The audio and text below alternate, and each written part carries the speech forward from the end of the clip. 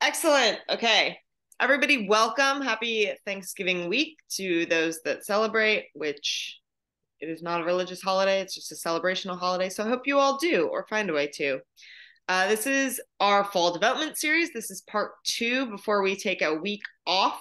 So this is our last November one. We're going to talk about space and advantage today.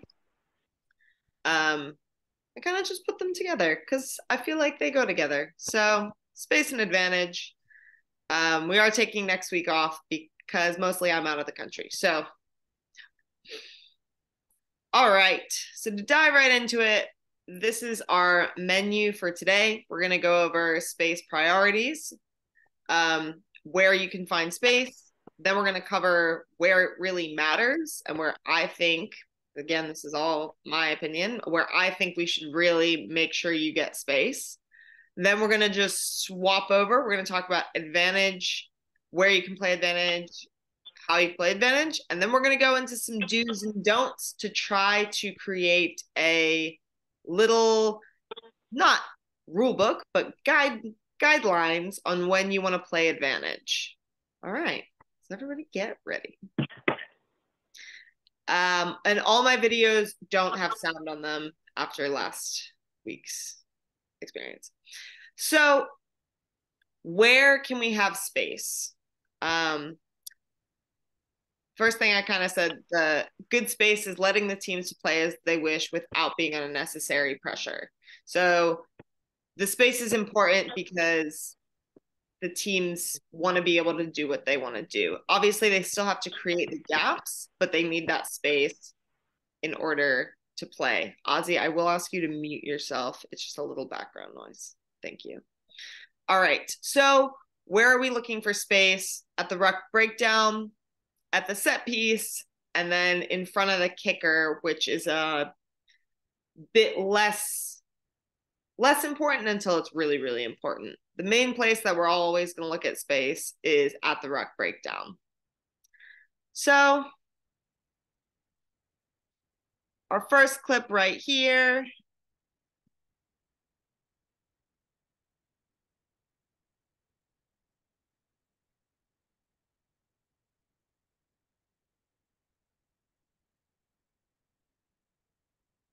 We've got our ruck breakdown forming, a couple players slow to get onside, and then they just kind of jump offside early, protecting that space.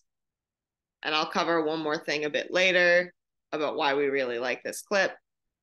But that's just our space at the ruck breakdown.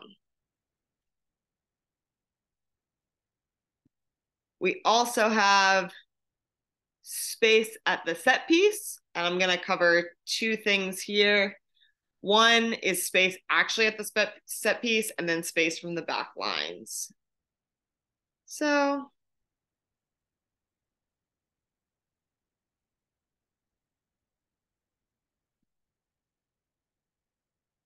ball's in. Yeah, I guess you can argue the 8 is reaching down to play the ball at this moment, but the 9's just jumped out. She was still bound in at shoulders on hips at the moment she was playing this. I also think, as a really good rule of thumb, if you allow stuff like this to happen, as we talked about last week, you're just going to set yourself up for every single scrum, the players knowing this is what I can do. So it's setting that expectation early. Just have it easier for yourself and make sure you've got a lot of space to play.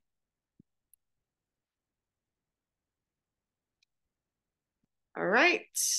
Next one, we've got space at a set piece again. This is a line out, and what we're going to be looking at is the back line here. So we've got a line out forming. Ball comes in, stays within the 15, sets up a maul. And white is taking away that space. So if we want to slow it down, line out is still on, ball is caught, comes down, that maul is formed. These players have already come up. and taken away a bit of that space, and then they never retreat. So by the time it's really kind of come off, there's only about 5 meters here. This player, of course, was the receiver, and she's fine.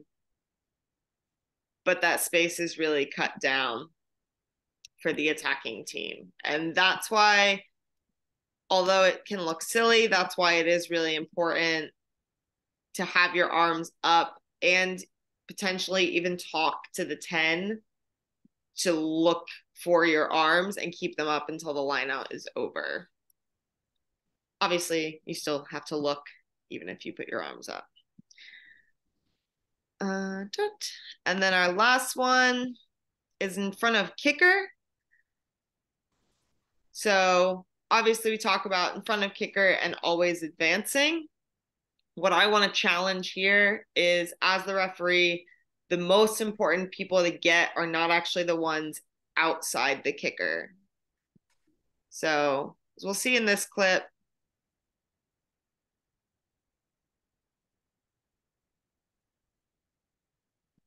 if you didn't catch it. So we've got our kicker. The moment she's going to kick it, nice. She's at that 10-meter line. A lot of time we look for, like, you know, maybe the winger outside her, but good chances are that person is actually usually onside. As the referee, you want to look for these people in the middle because they're the ones you can most easily control, most easily stop, as well as if it's coming off a set piece or a ruck, the 9 is notoriously in front of the kicker if they know what they're doing. And even if they don't, they're usually there, and then they just go to chase after it. So you'll see this as well. Like if there's a ruck and they pass back, you've got to manage the people right in front of you. So this referee, you know, nobody knows who it is, manages it. Excellent. That's protecting that space in front of the kicker. And what is important about in front of the kicker is you want to manage it and penalize it early. You don't want to manage it, yell at a player, stop, stop, stop, and then be like, eventually somebody put them on side. Especially not if it's happening first 10 minutes, because now you could be in a game where they're going to kick a lot. And if you don't have that space, you're asking for trouble, right? Because now they're going to do it all game. Again, if it's like the 50th minute and it's a really slow person running and then a really fast person passes them, like, you don't have to call it. I've been guilty of that. It's fine. It's not material, but if they are running always offside, really cutting down the space, gotta go for it. So obviously we all know, great, that's where we want to protect the space. But if you're trying to keep space everywhere on the field, it's going to be a really hard standard to follow up with. And typically I find people focus on the wrong place for space. So for me, the areas that matter the most and have the biggest impact on the match are going to be at a line break, players who are never onside, and then what I really like looking at is seeing if the attacking team makes the gain line.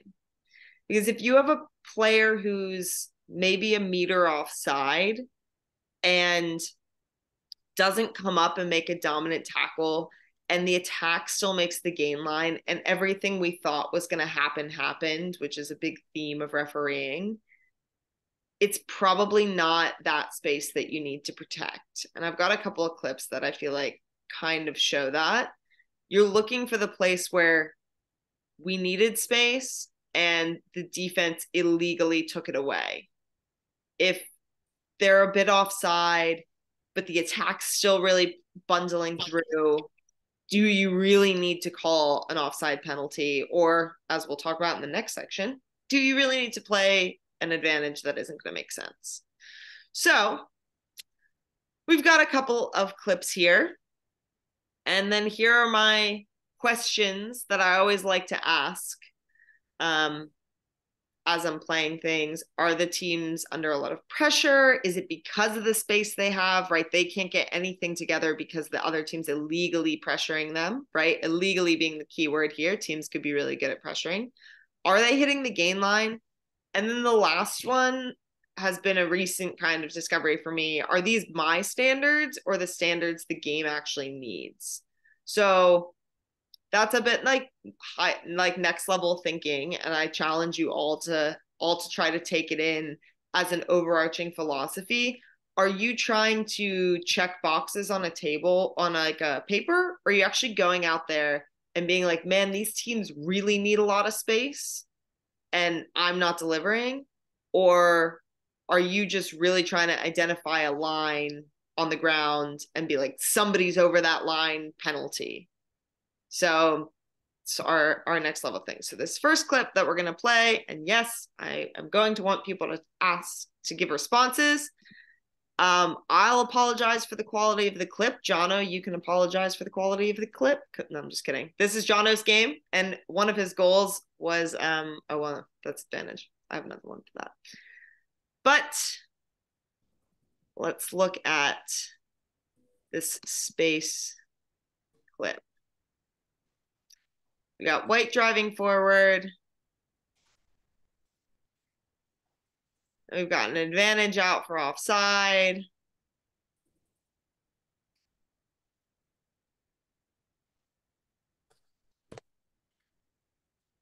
There's just a couple of phases we can play with.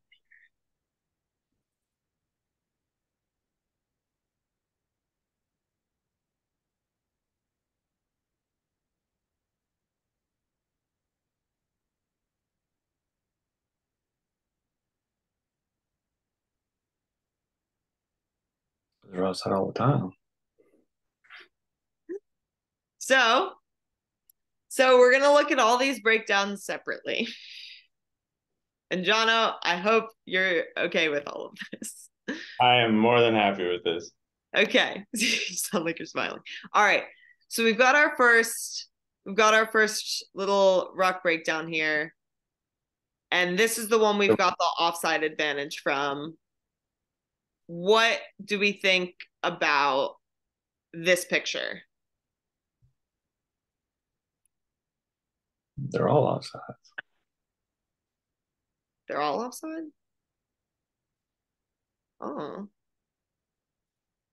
Well, the nice thing is there's one player who's so obviously offside, it would be a good time to highlight it for all the teams.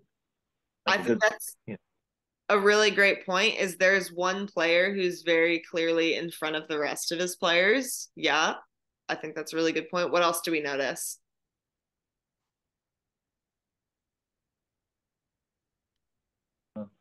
Anything? Nothing? It's okay if there's nothing. Well, I mean, so, location in the middle of the field. Yep, we're in the middle of the field. So typically, if we're going to set standards, as we talked about last week, this is a pretty decent place to do it. So we have one player who's kind of in front of everyone else. What's our offside line at a ruck? Last foot. Yeah, last foot. So our rucks here, we've got a little something back here, but all those people are off their feet. So our last foot of people on their feet in the ruck is going to be, oh, I can draw on this, can't I?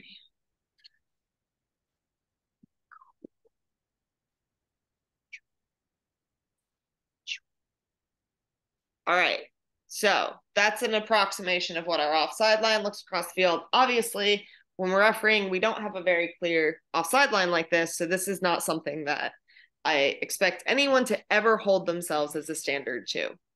So this player for me is actually like not that bad offside. He looks a lot worse because he's 2 meters in front of anybody else on his team.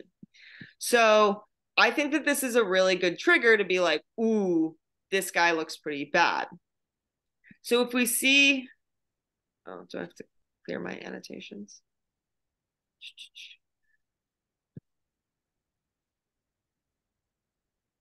The last man's foot's over there. I don't get it. The last man's foot? Well, I mean, that guy's off his feet, so he's not part of the ruck. So the last guy on his feet is this guy. And so it's his line where the ruck is. It's not this mess of people.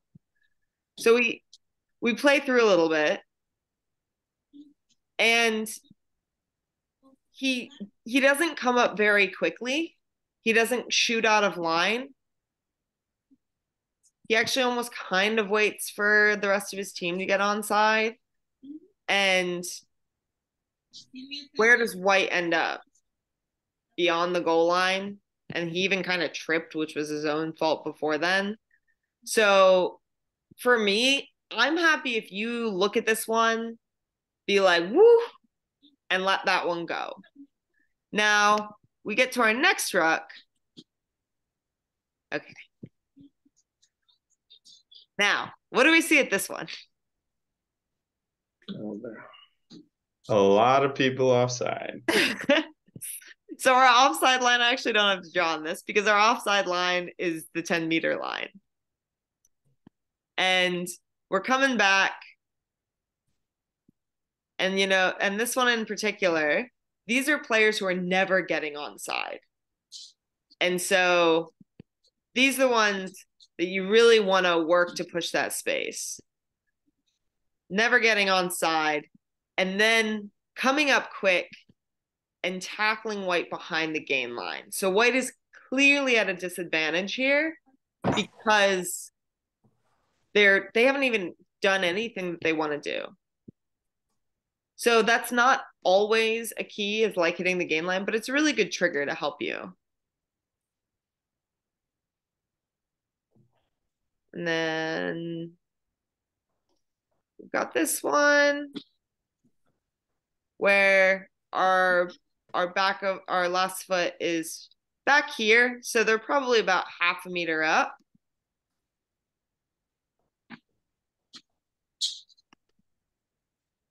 And what do we think about that? After seeing how it plays out. No, Mateo. So taking it out of context of the other two, if we're just playing just a simple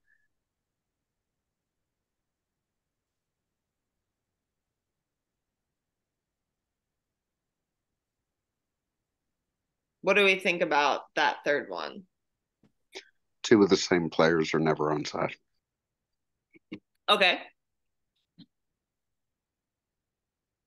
And is that the only thing? Those two players never onside? Boom, nailed it, correct answer. Or like, they hit the gain line. They still kind of played the way they wanted to. Again, there's no absolutes in rugby, so you can absolutely call that and you would be right, but being right isn't always the answer. Like, if somebody played through that, yeah, it would make sense to me. Just in this context of how far the White came anyway, I'd understand that. If you blew it, I'd understand that too. The first one, it's the same thing. Yeah, he's in front. I understand it. And it's not an incorrect penalty. And I think that's the key. It's not incorrect, but doesn't need to be called. Or are the teams still getting what they want to do? Now, this one, I would think this is the clearest one that you need to call because White has been so illegally disadvantaged. Versus the other two, they haven't really been disadvantaged. Sure, there's offside players, but if you don't want to call it and you have a good reason why, and it's, because they haven't been that disadvantaged, then for me, it's a perfectly good response. So, moving on to our next clip. We're going to be looking at breakdown space again. Hey, Kat, it's Butch. Yes. But before we move on to this, 2 points out of that last video, and I'm guessing you had the conversation for the referees that are on here watching. It's like, okay, well, what can we do in the future? And I would say, Jono, there, when you glance down and you see at like 14-second mark, that the ball is clearly won, you can do that quick glance to your right to see if they're back onside. I don't think we talked about that, but that's where you get that quick glance, and then you can come back to make sure someone hasn't crashed from the side. And then the other thing you can do is if you glance up, and if you notice that your AR, in this case you had ARs, is 5 meters, downfield, walking up to the breakdown, that's a good conversation to have at halftime and say, hey, I really need you all to run up and mark the offside line, because it gives you a reference as an AR, as a referee. You can look up and say, okay, is that player in front of my AR? It's a nice reference point, but this we don't always have ARs, but that's a good way to use them, have a conversation at halftime. Absolutely. Absolutely. And that is something that if you want to really advance in refereeing as well, being like honing your AR skills and working hard as an AR is a really great way to get into some fantastic matches, because not everybody gets to be in the middle, but there's a lot of space and a lot of opportunities on the sideline that could also lead to the middle. So, really great point. Thanks, Butch.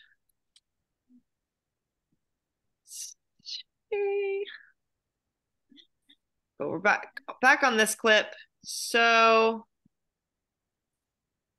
our offside right there.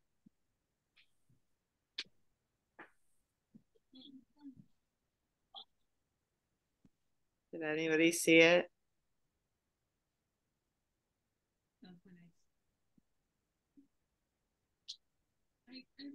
Their correct answer is no. Nobody really saw it. And that's a very, very similar picture, because I've zoomed in on it, to Jono's first one, where if being a referee is about looking at a line and penalizing when somebody puts 1 foot over that line, no matter what, please stop being a referee. I'm going to be completely honest. That's not what we're out here to do. We're out here to let them play rugby, and if things aren't material, we really shouldn't be calling them. And then we've got this clip. Mm-hmm.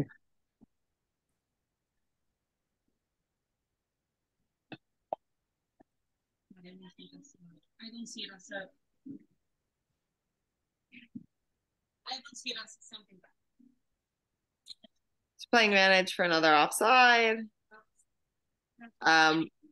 Where are we on the field? Inside the 22. It's a really good place to play advantage, which we'll get to. And it's a really good place to be strict on space, attacking inside the 22. But what I challenge is, again, take a breath and almost wait a half second to see what red accomplishes at this point, because everything about this, I would agree, says penalty that I'm going to call. You've got 2 players that are never back on side. You can even see Ross trying to manage them back. But then they both get bowled over, and red makes the gain line and is still playing exactly as red wants to. So if you want to call it, go ahead. Not screaming out to me that we need to call it. So if you're going to choose to not call it, have your reasoning there. It's okay. It's okay to not call things. You have to have a reason to not call them. And you can't have it be material and then say, well, terrible excuse. But if things aren't really material, you don't need to call them. Yeah. Hey, Kat, can I just say something? Please. So, like, I appreciate you pulling up that clip. I reviewed it the other day, and yeah, it's, that I think it's that first clip was really good, because you see it's like, your focus as a ref, it's good to spot that guy's offside, and my arm kind of comes up pretty quick. But as like Kat's been emphasizing, like, let it breathe, give it that second and see, is it going to happen? Because everyone probably on this call can, they've seen someone offside and then turns out they aren't on the play, or I've even called offsides on play ball where it's the blind side of the ruck, and letting it breathe helps you give that second to also compose and see if it is, if they hit the gain line, if they don't hit the gain line, if they're driven back, sometimes, that first clip, obviously I stuck my arm up in the first second and it's like, oh, I see him offsides. And then it's like, oh crap, he wasn't really. And then that next ruck is the most obvious picture of the whole backline offsides, so letting the game breathe can also help make your decisions easier. Yeah, John, I think that's a great point, and that's exactly what I would suggest. Is just take a second, because as you see in both yours and actually all three clips, really, I know space was the focus for a lot of the referees, and it's so like, oh, finally got one, arm out, and then it's like, oh, I don't think I really needed to do that, and so that's the first step, is like recognizing, oh, I probably didn't need to do that. And the next step, what I'm challenging, is just take a breath before you put that arm out, before you start playing advantage. It's like, you know what? I think we can let this go. Excellent. Cool.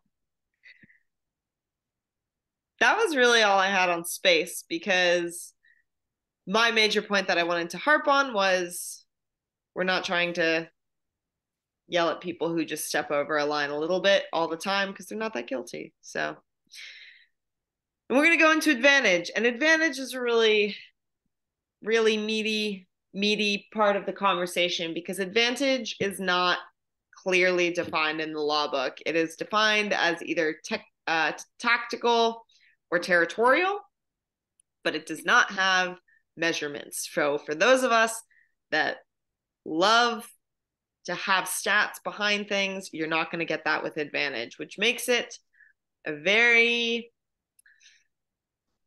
individual part of the game, if that's what I want to say.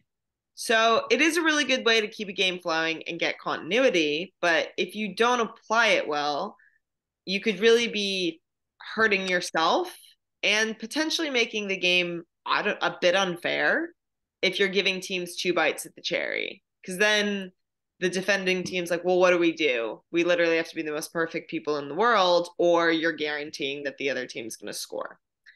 So we can have two kinds of advantage: scrum and penalty. So first one I've got here, it's just a really good scrum advantage. It's got a knock on. Black has the ball, so we're like, cool, yeah, we can play advantage.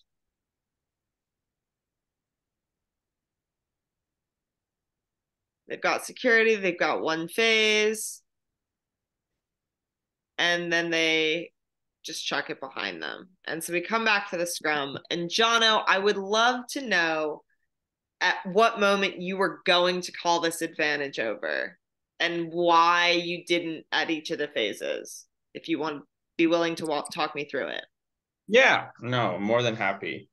So, obviously knock-on's there. You see there's two Houston players available. So I'm thinking, okay, they've got a chance to secure.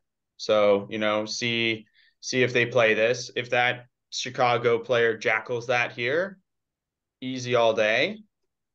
So get the ball. Okay, it secures. They've, peripheral vision, I see they're set up. It's not like they're having guys run downfield to catch up. So look, another secure ruck right here. Looks like they've got space out wide because, when there isn't a turnover, teams aren't in their best defensive position. And if you let them have a phase or two, and that's what was happening in this game, there was turnovers that turned into tries or 80-meter gains because they got it to their wings. And so you see they've got their backline set. So, still happy here at this breakdown. It's secure, ball's coming out, and then it's a shit pass to the 10. He's running backwards. As soon as I see he's not going to get that ball, he's going to get tackled behind the 50, call it back. Excellent. That was fantastic. If he had not chucked it behind his teammate, at what point do you think he would have called advantage over?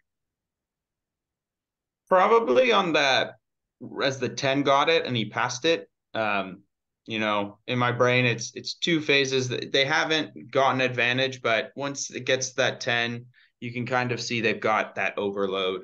And so tactically, in my mind, it's about they've got what, an extra 3 guys on that outside.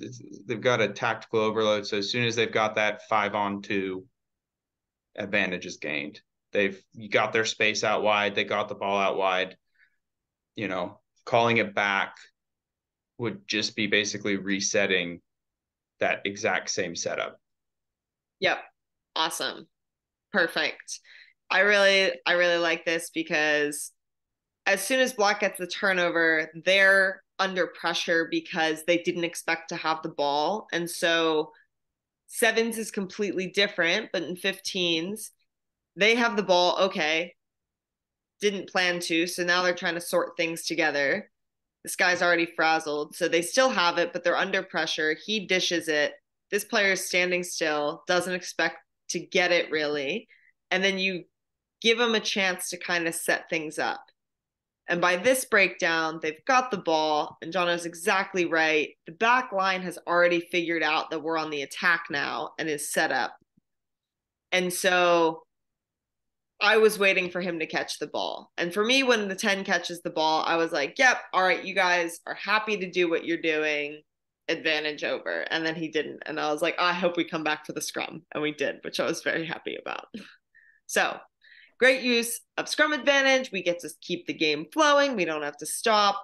And it's fair to both teams because one more catch and Black would have had that advantage gained, but they really don't because 2 phases under pressure is not enough to have advantage. So penalty advantage is a lot more difficult, and you'll probably understand why at the end of this. My suggestion is don't play penalty advantage. But here we are. So we've got a scrum on the 5-meter goal line. Obviously, as I'm the referee, I have context in this game, and scrums have been going really poorly for the blue side. This is also a situation where, given the context, if you had a scrum that went down immediately, you could just play away and not play advantage.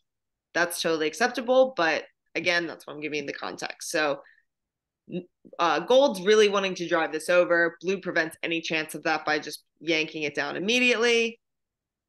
And so that's why it's material for me. So we're playing advantage. Gold team now knows they still have penalty advantage. And because I'm the referee, I can tell you exactly when advantage was over for me.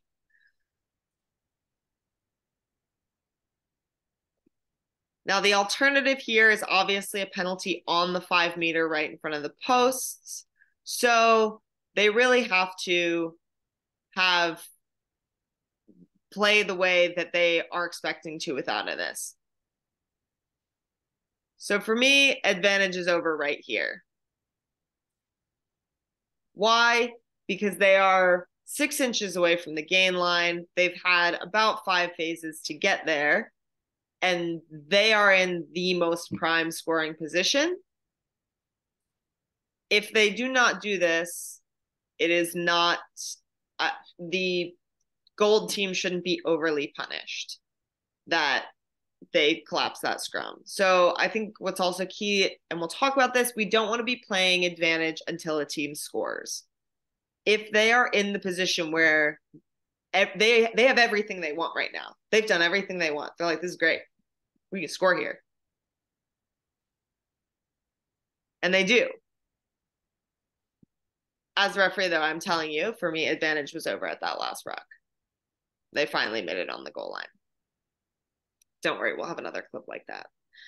Yes, Butch, I pulled that up for you.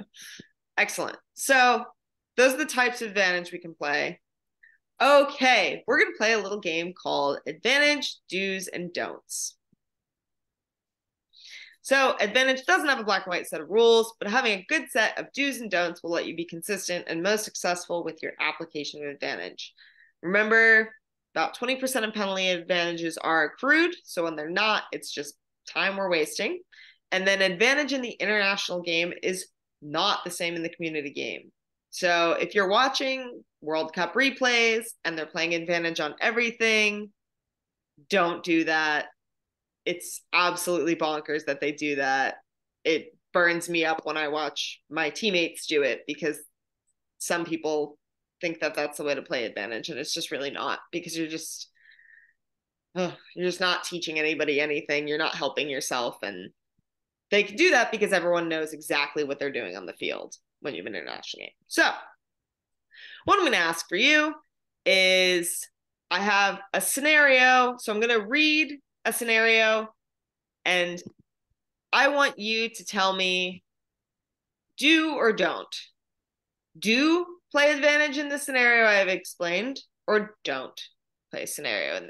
And there is no it depends. Just give me your gut response, because there's always an it depends. So, 1, penalty advantage inside a defending team's half. Do play advantage or don't play advantage? Please let me know in the chat.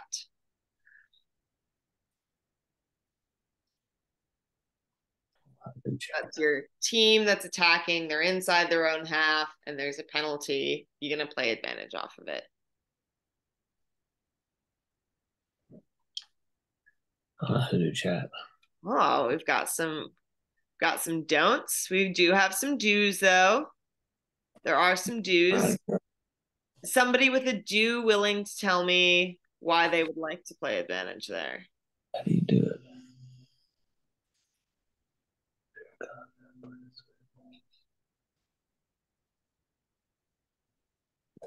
I don't know how to do it. Okay. Most people are at don't, which is totally fine. Some people are do, which is totally fine.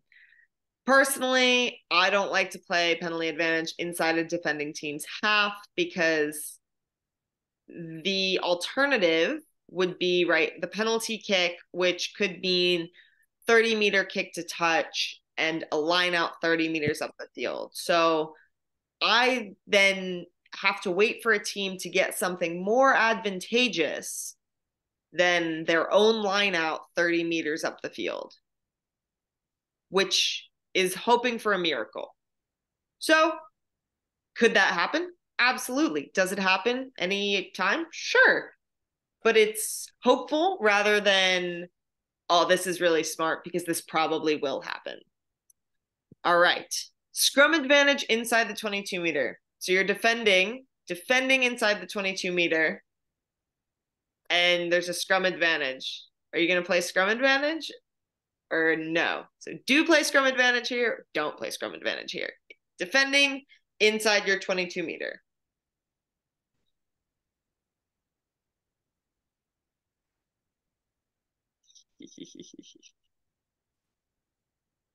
I love this one. No. Okay. Somebody, I'm going to call out Ross. Ross, you said no. Why are you not playing scrum advantage inside the 22 meters? I was not going to allow you to do an it depends. No, it depends. Scrum advantage. You're the defending team, right? You're the defending team inside the 22 meter. How do you do this? You want advantage? No, you are 78 meters from the try line. You know, take a breath. Scrum advantage. Sorry, so well, play it as in, yeah, you maybe it's the prop in me. You want the scrum. I never knew that was weird. Jono, why are you playing scrum advantage inside the 22? The picture I have in my mind is the attack is under disarray and the player gets it and he can boot it downfield for 50 meters. That's when I would play scrum advantage. Okay.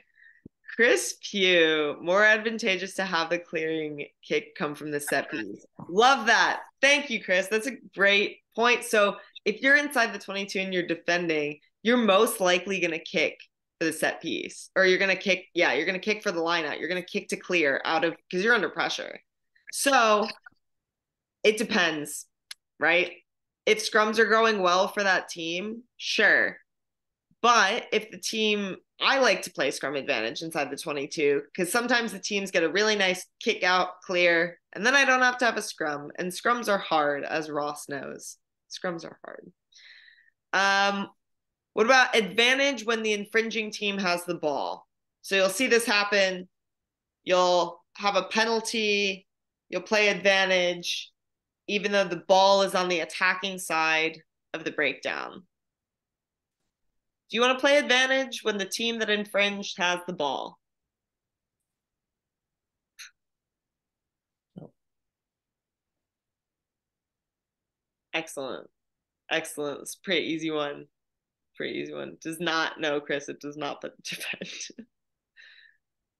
So this is a lot of my reactionary advantages. Take a hot second. Who has the ball? If the team that did something bad has the ball, you cannot play advantage. So that breath is going to help you from doing that and saying advantage when the attacking team or the infringing team has the ball. All right. Advantage on foul play. Do you play advantage on foul play or don't? And it depends is not an answer. Excellent. We've all got this. Not at the community level. Love that. 100%. Mostly no. You can if it's inside the 22, if there's a really clear chance at scoring. Sometimes you can absolutely play advantage on foul play. If you're going to give yourself a set of guidelines, don't play advantage on foul play unless it is like the most obvious that they're going to offload to someone who's going to score. And then go back and talk to the player that committed the infringement. But my judgment is like 80% of the time, don't play advantage on foul play. Now, don't listen to me because I just did it this weekend. But again, that's why there are guidelines and not rules. All right. Yes, set a standard. Exactly. Especially in the community level, especially when you have a lot of people who aren't really like as knowledgeable about what they're doing. It makes it really clear of like that picture, and we talked about this in the breakdown, that picture is a bad picture. Don't do that. All right. Kicking away advantage. Is that a do? We do agree with that statement, or no, we don't agree with that statement. And there is not an it depends. Kicking away advantage. Oh, yes. Penalty, no. It's got to go way down there. Yes.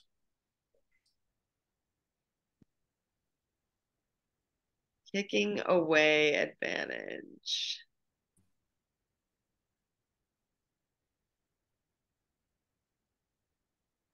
Okay. Okay. Scrum, yes. Penalty, no. So, haha, it depends. Yeah.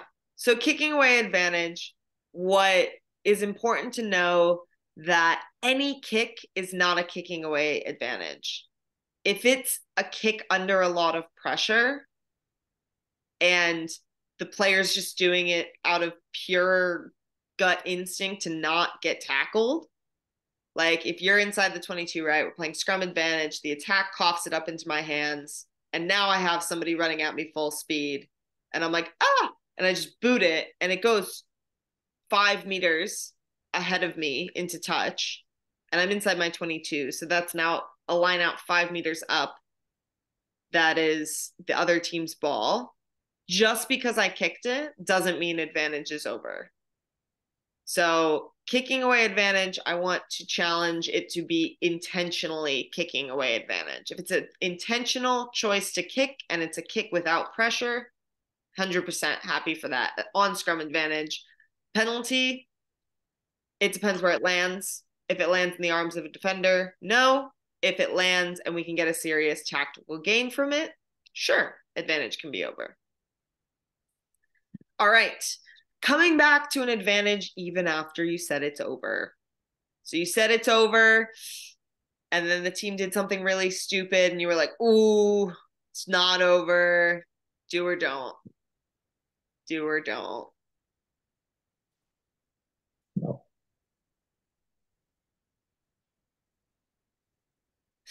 Everybody's so mean to ourselves. Jono, you said do. Why did you say do? Because you can easily explain it away. I've had it happen where imagine in that clip that we just had, as the pass is getting to the hands of the 10, I say advantage over, and then he drops it and kicks it back 10 meters. Just call back the scrum and say, my bad, boys. I thought he was going to catch it. You can talk your way out. You don't have, it's not like a nail in the coffin. I used to be like a nail in the coffin where I'd say something, I'd be like, oh crap. But I mean, people have brains that can be like, yeah, okay, we'll come back. Someone might complain, but for the most part, just come back for the advantage. Cool. I love that. I love that. And Ross said it the same as well. We're all human. This is, again, it's a guideline. If you really F up, admit your mistake and try to do better next time. So don't use this as a guideline of like, I can come back whenever I want. Try to do your best. And when you make a mistake and that happens, you can absolutely come back and be like, guys, I know I said advantage over. I should have waited until the next pass. I'm sorry. Yeah. Now remember, you can only do this like once a game. So don't make it a habit of judging what happens after your advantage is over. But this is an effort to be a bit more intentional about your advantage and try to improve every match. And so if you have a bad call and you want to make it right because you're in there for the game, go ahead. I'm okay with this. Penalty advantage near the attacking goal line. Do or don't. I am attacking. I am 5 meters out. You gonna give me penalty advantage when they're offside? Easy. Heck yeah, you are. An offside player at the goal line is like candy for a referee because it takes the pressure off of us. Because now, as we talked, you kind of have a backup, at least for a couple of phases.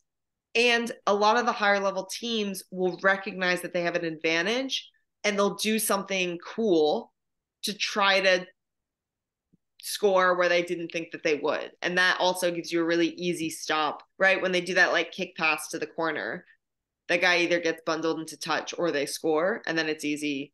You don't have a lot of phases of one after another wondering when advantage is going to end, which don't worry, we have a clip about it. Okay. Continuing. Wow, just like what I was going to say. Continuing penalty advantage until a team scores. Yes or no? I've kind of given you the answer for this already. Excellent. Don't really do that. Now, there is a bit of us that like you have it in your back pocket and you're like, yeah, this is going to be great. And then the moment keeps coming where they keep just doing phases and it keeps getting more and more awkward. And you're like, please score because it's too long to come back for this advantage. In that moment, when that happens, advantage is over. When you start feeling like it's been too long and you're like doing again phases at the goal line, it's been too long and just advantage is over because the team's clearly doing what they want to do. They're just not very successful at it. And then we talked about this a bit in Jono's clip as well. Scrum advantage is just possession of the ball. Yes or no? Man, you get that ball back. Cool. Advantage is over. That's all you wanted. And nobody talk about sevens in this.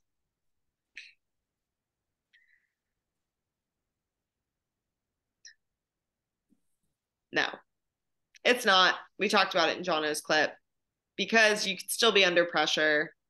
And so you want to wait until you've got that little either that space or tactically you're playing the ball as you want. So these are a couple of my do's and don'ts that I like to think about, but I have done, I think, all of these in the last year. So both ways. I've done them and I haven't done them the way I wanted to. So famous, it depends, but having guidelines and trying to be more intentional about it will help you. Okay. We are almost done. This is our last slide besides our wrap-ups. So a couple of clips to think about the advantage that we are playing. So this is going to be a penalty advantage clip. We've got an advantage here for not rolling. We are 10 meters out from the goal line, which is a great place to be, to play advantage. So we're gonna let white know they've got it. So just for a little shout out, that moment for me would have been a key to go back. Not a you have to, but it would have been a trigger because there's a bit of miscommunication and they don't know what to do. The ball's clearly available, but they really seem like they don't know what to do. So that's one little trigger you can use. Then it even looks like the 10's going to kick, which would have been a great thing, but she doesn't, and she runs in. We've got quick ball, and we're going to the goal line.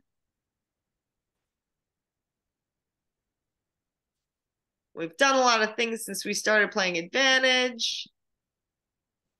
And now we're doing a goal line attack. All right. In the chat, who is advantage over by this point, or who is still playing advantage based on everything that's happened? If you call it over, it's over. So, okay. Got a lot of advantage over. Some people are still playing, which is fine because we're at the goal line.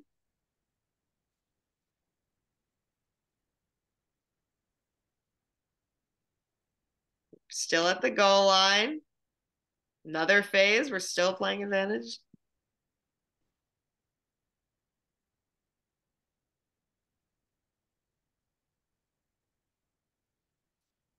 All right. The ball gets held up. And now we're going back to the infringement, which is about 10 meters out. So he's on the 5. It was about 10 meters out on the other side. So we played a minute and 15 seconds of advantage. Or yeah, about minute and 10 seconds of advantage. Now, I don't have a firm answer for you if this is advantage over or not, but it's just something to consider. Are you giving white another unfair chance? I don't know. I couldn't answer this either, and I coached this match, and I was like, I don't know. I was like, that's a long advantage, but I don't know if I would do the same thing or not. All right. I've got another one, which I love because it's me, which is always entertaining.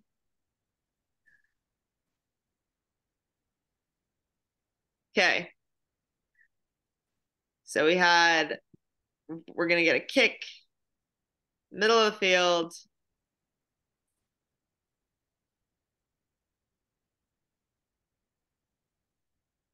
All right, so this is a bit of context. This is the advantage is for an AR call for an in front of kicker, who is the player who ends up making contact. He is in front of the kicker, but he was 10 meters back. It's actually an inaccurate call, so it's a bit, doesn't matter, but that's okay. So pretend we're playing for an in front of kicker, or if you want, we can play for the contact in the air, even though he stays on his feet. It's fine. All right. Yes or no? Who is playing advantage here?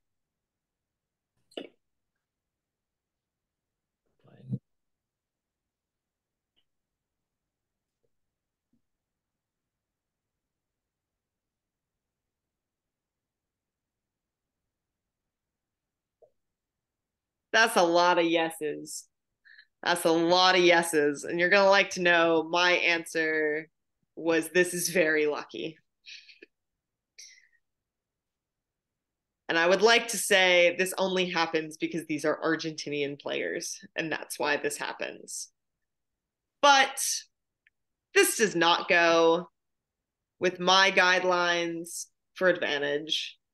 And so if you call this immediately, that's an excellent no play for advantage. If you play it and you magically get lucky,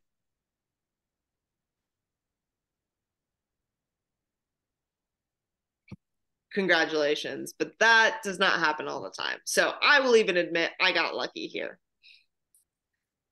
Sometimes it's better to be lucky than good. Sometimes it's better to be lucky. And then this one, I've got one last one. I don't think we're gonna play. Oh, we could play that one. Okay.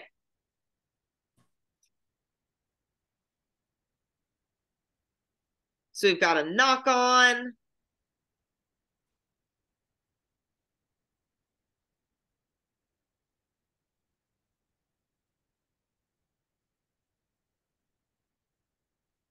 Who is going to let that scrum advantage play out a little bit longer, or Just a who little we're bit. just going to call it immediately? I'll let it play.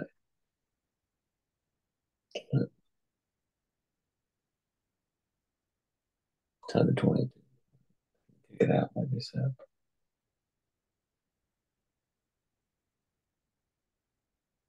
Okay. What people saying no advantage. I'm I'm on the advantage train here. I want the yellow team to kick it out so I don't have to have a scrum. Because now I'm gonna have a pressured scrum inside the 22, which is just putting more pressure on myself that I don't want. But alternatively, I'm playing advantage so they can try to kick it out. And if it's a crappy No, pressure kick, come I back. can still have the scrum. So just options to think about. That's all advantage is. It's just continuously options that you can think about. So since we're in an hour, I'll just do our recap. We talked about space where you have space, where you have options to call space and put space into the game if there is not, and then where it really, really matters. So those line breaks, players that are never on side, at the goal line, it really matters, stuff like that. We talked about advantage. Where am I on the pitch? If it's hopeful versus intentional advantage. So if you're just kind of hoping for a miracle versus like, do you have a set of guidelines? And are you adding to the game by playing it? Are you really letting, so in Jono's knock on clip, are you letting the teams set up for something that they want to do? Everything is great. And then they did something stupid. That's why we have advantage. We can come back. But if you're just going to sit there and be like, I don't know, let's see what they do with it, then you probably shouldn't be playing advantage. Okay. And then we've got my cheat sheet as well. First thing, give it a second to see if the offside materializes. Have a checklist for eye in front of kicker, IFOC. I really like to have that in my head is a cheat sheet of what am I looking at. So when a kick happens, I'm prepared and I look at the people right around me. So it's like I scan for the chaser, I look at the people right around me, I make my action, and so I yell at them. And if they do not respond, I immediately call. It's my checklist. Avoid playing advantage on foul play. We all seem to know that, yet we still seem to do it sometimes. So just avoid playing advantage on foul play. Another tip, don't call advantage over when the ball is in the air. This was also similar to John's knock-on clip. Wait until a player has it in their hands, lest you be caught with an advantage over and then they immediately knock it because they haven't caught it yet. So just avoid it when it's in the air. Wait until it's in somebody's hands. And then penalty advantage inside a defending team's half is almost always hopeful, not intentional. So as much as I want to get credit for how great that advantage was that they scored, it was pretty hopeful. And, you know, I got lucky. Sometimes you get lucky. And nobody likes watching out when a team is playing a useless advantage. So if they're going backward continuously, just call it. If you accidentally start playing advantage and you realize it's a really terrible advantage, just call it. Don't commit yourself to it, as Mike kind of realized he did in that last scrum clip with the women's teams where he's like playing it and they're just standing there and he's like, I shouldn't be playing this right now. And he just calls it. That's great. So that's all I've got for you guys today. I went 3 minutes over, which is better than last time. It's probably because I was asking about Thanksgiving foods. So I will be sending out another little cheat sheet like I did with breakdown, as well as putting this up on YouTube and sending out the meeting recording. So thank you everyone for jumping on. I hope that you could get something out of it. These calls are not targeted to teach you everything in the world about refereeing, but rather give you a couple little tips and tricks. Hopefully one of them works for you. Hopefully you can try them. And if they don't work for you, now you know a million ways not to make a light bulb. You just got to find the one that works. Excellent. That's all I got for you guys. Thank you. Oh, wait, and then stay on if you want to hear about the high performance thing. Sorry, thank you. Ooh, do not leave. Almost forgot about that. Sorry, guys. I'll stop. Thanks, Kat. That was awesome. Thank you. Are we done?